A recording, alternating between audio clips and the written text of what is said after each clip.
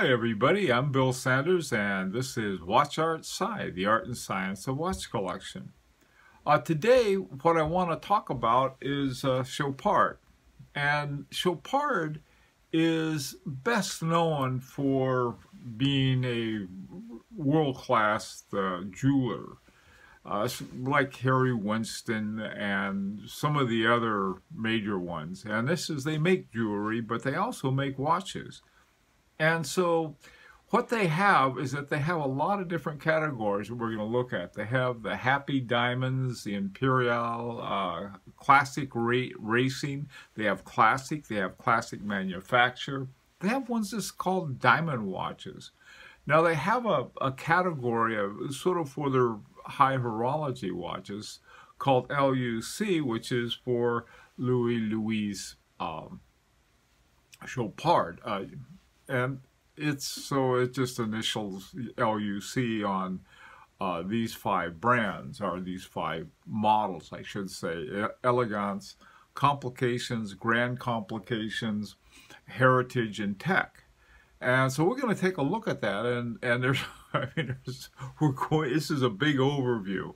I hope at some later date what we can do is take a look at just a few of the models and talk about them.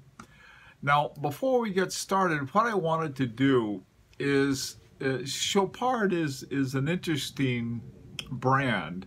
For the most part, it's been most of the work that they've done on the watches. They have these spectacular jewelry watches, but the horology is fairly standard. And so what I did is that I tried to sort of classify the watches on the basis of the types of watches they had based on the horology within Chopard. And believe me, they're not all cut and dried as they may appear. You have the classic racing chronographs, just the chronographs. There's another one called La Strada, Happy Diamonds, and Diamond Watches. Now, even within those, you have some strong horology. But the majority of them are either quartz watches or they have some non-Chopard manufactured watches. Within the strong horology, probably the epitome of that is the classic manufacture. And these, for the most part, they use caliber C0104-C. The Imperial, which is really a knockout watch, I mean, for jewelry, they also have the 01, but they have a Chopard manufactured, but a little different one. It's called the 0103-C. And finally, there's the Classic Racing. And the Classic Racing has C0101-C. Now, there's the Classic Racing chronographs, and the Classic Racing chronographs are still using, I think it's a ETA 7750 base. For the chronographs, but they have Chopard now manufactures their own manual and automatic movements. Now the L.U.C ones, they have the Elegance, the Complications, Grand Complications, Heritage. They have L.U.C Tech, and then they have one from the Diamonds group, that's most of which are in the standard horology, and they have one, it's a tourbillon called the Fabulous Ladies Diamond Tourbillon. Some of the names they're funny naming. Now I put some bars there to sort of give you an idea of the area that the gray bar is the one that is covered by Chopard, the tan one by Patek Philippe, and the green one by F.B. Journe, just to give you an idea of where things are. Now, to me, Chopard is definitely a brand on the move in terms upward toward high horology. All right, so let's take a look at the ones that they have. The first one is from, and I'll just be going through the different groups they have and picking one. This one is the Imperial 36 millimeter watch. It's just rubies and diamonds, and it's got the Chopard caliber 0103-C in it. And it's a strong, I mean, it's a good solid movement. I mean, it's not high horology, you can see it, but the front of the watch is where all of the information, I mean, all of the excitement is, and it's a lot of it. Okay, the next one is the Mille Miglia GTS. Now this one I was very happy to see that with a Chopard manufactured movement, because for years they had some kind of ETA-based movement in the Mille Miglia not GTS, but all of them, all of the Mille Miglia. So this was, here's an automatic by Chopard, caliber 0101, and they have the band looks like the treads on a Dunlop tire. I really like that. These are very, very reasonably priced. They're around, I think they start around somewhere around $5,000 US, which is a pretty good deal for this kind of strong horology. Okay, this next one is the Classic Manufacture. Now this particular one is in yellow gold, and it uses the 0104-C caliber. Again, in-house Chopard caliber. To me, it's a classic looking style to that watch. The Elegance is the first of the L.U.C. These are the high horology ones. Now, what they've done here, to me, that really takes it from strong horology, really moves it up to high horology, beside the finishing, which is great, is that when you have a movement and in the same shape as the case, you're able to use as much of that movement space to optimize your movement. Here you can see they use a mini rotor, and it's really a beautifully done caliber. Now, some of them, I don't think this one does, but some of them also have the Geneva seal. All right, let's take a look at some more. Now, this is from their group called Complications. And this is another L.U.C. And this particular one is the L.U.C. Time Traveler 1. And there are a lot of different ones that they have.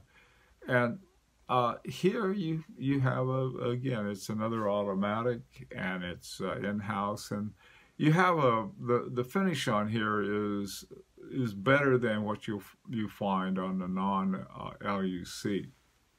And there's another thing about these that I think is that compared to some other high horology watches, these are fairly reasonably priced. They're not cheap, but they're not quite as high in cost as some of these other ones. All right, now here's a grand complication. This is called the L.U.C. Full Strike. It's a minute repeater. Which I think is another more evidence that Chopard is really serious about upping the quality of the kinds of watches that they're producing. All right, next is the Heritage. Now the Heritage, this one I really like. If you see the top of it, they have there's something like the Beauvais 1930s are the ones that are sort of look like somebody took a pocket watch and converted it. Well, this one is a combination pocket watch and a wristwatch. And this one does have the Geneva seal, the Ponte de Genève, and it also is COSC certified. Now this is the sort of the epitome of what you have in high horology. And again, you have I really like that design. It looks like, to me, it reminds me of a pocket watch, what they would look like, and it's sort of like a train master for kind of watch, somebody who conductor on a train. And notice the movements in gold. This is really an amazing looking piece. Finally, this one is called the Tech, and it's in a titanium case. And it's again, this is an L.U.C caliber. It's a tourbillon, and again, this is all in-house too. This is a Chopard manufactured. So I mean, when you have this, and remember too that one of the jewelry watches, one of the diamond watches we looked at, was also a tourbillon. So it's not just they have one tourbillon that they've done, but they've done a number of them.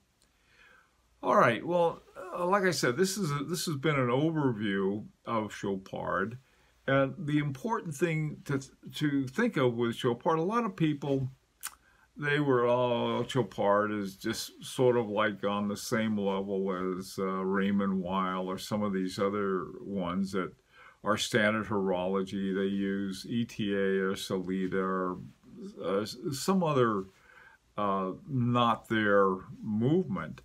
But Chopard's really come a long way, and I think it's important to recognize that. Also, too, one thing I hope that we can see from this is that you have, when you're ranking watches, you can't take the whole company. I mean, there's some you can. I think if you have a Carey Bolton Lannon, a Roger Smith, a F.P. Journe, these are all in the same way up their category. There aren't that many of them, true, but they're of one quality. Whereas a bigger company like Chopard and some of these other ones that we've talked about, Girard-Perregaux, I think has several levels. A lot of times people want to put them on their lowest level. For example, Girard-Perregaux has been sort of put with strong horology, but no, they make movements for those in high horology. So they have a lot of changes taking place, and some other ones have gone the other way. I think that L.U.C, which for years was one of the most outstanding companies that was making high horology watches, has of late been slipping. I think they so anyway, so in looking at these things now, the important thing about having some kind of ranking is to have some sense of value based on the value of what the watch does in terms of how it's made, and not just the brand. So many people just buy brands without really looking too closely at the watch. I think it's important to find out. The more you find out, I think the better deals you can get too, because you can find something that may not be as popular, but have some just dynamite manufacture to it. Okay, well, your opinions are, as always, very important, and I think that I'd like to hear what you think about Chopard. I don't know, maybe you have some Chopards and have an opinion, or you're thinking about getting one. And you'd like to hear about your experiences, good, bad, or indifferent. And this is an invitation to subscribe. You're always welcome if you'd like to. And until Sunday, we're having an unboxing on Sunday. I hope to see you then. This is Bill Sanders for Watch Art Sci, the art and science of watch collection.